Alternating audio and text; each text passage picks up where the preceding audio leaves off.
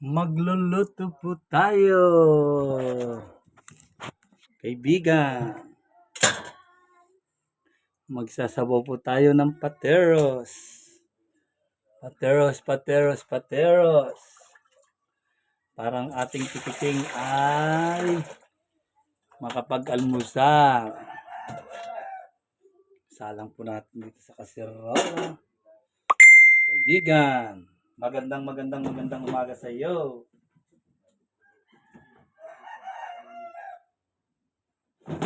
Wala akong sibuyas, pero pwede na to. Hello. Good morning. Luto po tayo ng pateros na sinabawan.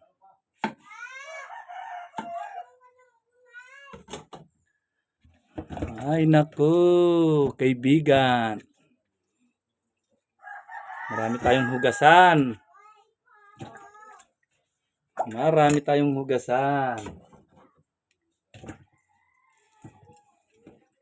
Luto po tayo ng pateros.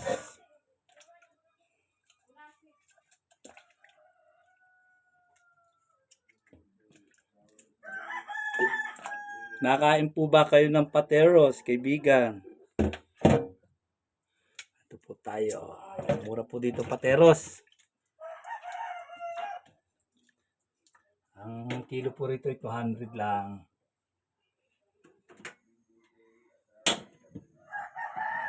Ang po kilo ng pateros dito. Sariwa. Hindi po dyan katulad sa Cavite na minsan frozen. Frozen na po ang nakakain natin. Ito hindi.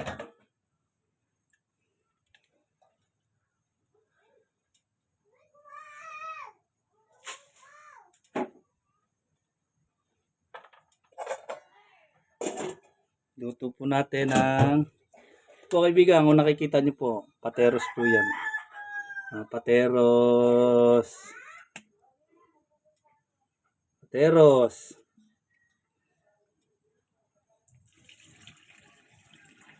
Luto po tayo, kaibigan. Sibuyas lang po ang langkap natin. Yung sangkap pala, hindi pala langkap. Sangkap, tsaka kalamansi po. Marami po tayong kalamansi. Dala ka nga rito kalamansi, Dalhin mo rito yung kalamansi dyan. Ang tawag po rito ng kalamansi ay limon. Limon po yan, kaibigan.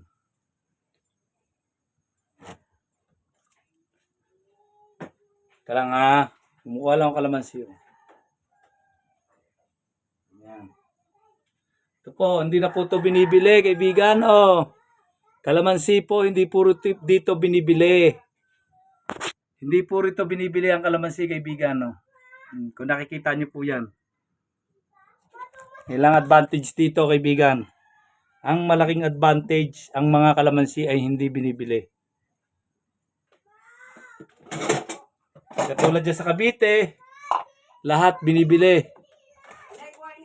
Nakita nyo naman, di ba? Lahat binibili, kaibigan. Dito ang kalamansi ay hinihingi at saka sili. Hiningi po yan dito, kaibigan. Pag kaibigan mo ang may-ari ng kalamansi, yan. Babon. Libre ka na. Hindi ka na bibili, kaibigan.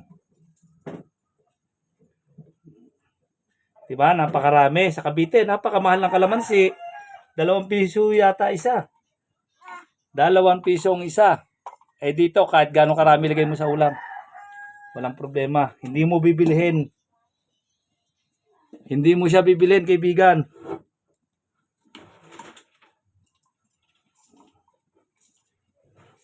Karami.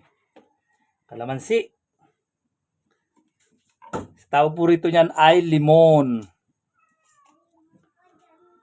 Hindi na po gagamit ng luya. May luya po dito. Tsaka bawang, hindi na po ako gagamit niyan.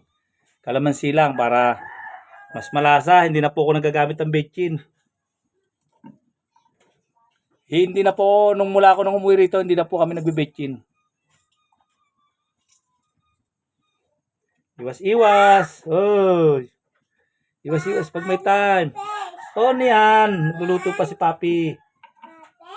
Nagluluto pa si Papi ng fish.